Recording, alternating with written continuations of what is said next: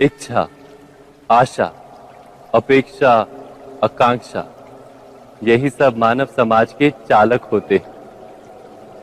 नहीं, यदि कोई आपसे पूछे कि आप कौन, तो आपका उत्तर क्या होगा? विचार कीजिए।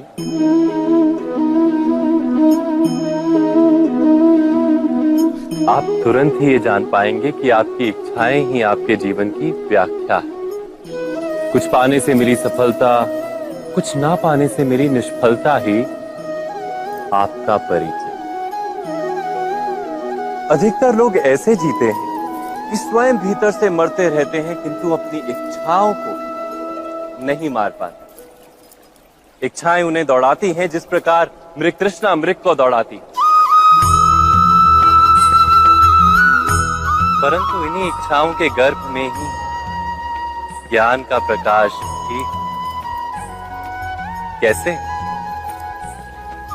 जब इच्छाएं अपूर्ण रहती और टूटती, तब वहीं से ज्ञान की किरण प्रवेश करती है मनुष्य के हृदय।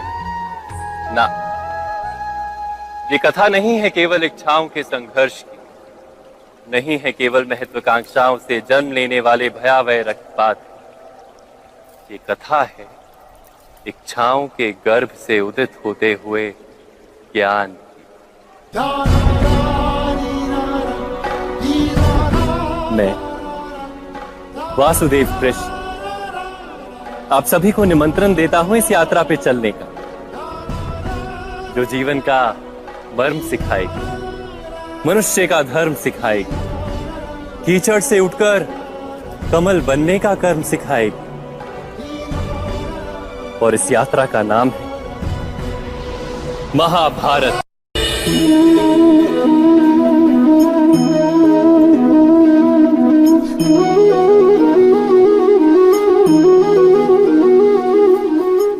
संतानों के भविष्य को सुख से भरने का प्रयत्न करना, यही हर माता पिता का प्रथम कर्तव्य होता है, जिन्हें आप इस संसार में लाए और जिनके कर्मों से ये जगत आपका भी परिचय पाएगा भविष्य में।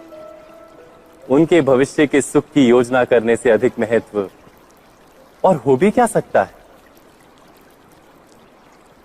किंतु सुख और सुरक्षा, क्या ये मनुष्य के कर्म? जो माता पिता अपने संतानों के भविष्य की चिंता करते हैं, उनकी संतानों को कोई लाभ नहीं होता। किंतु जो माता पिता अपने संतानों के भविष्य की नहीं, उनके चरित्र का निर्माण करते हैं, उन संतानों की प्रशस्ति समस्त संसार करता है। स्वयं विचार कीजिए।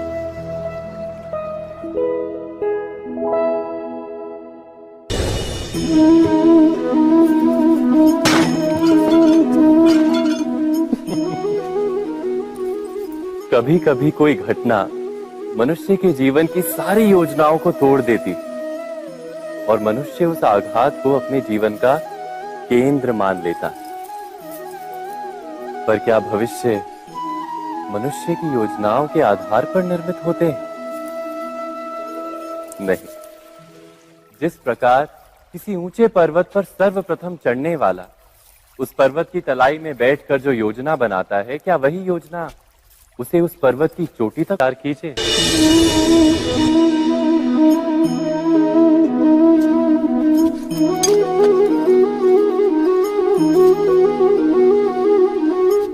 भविष्य का दूसरा नाम है संघर्ष। हृदय में आज इच्छा होती है और यदि पूर्ण नहीं हो पाती तो हृदय भविष्य की योजना बनाता है। भविष्य में इच्छा पूर्ण होगी ऐसी कल्पना करता रहता है।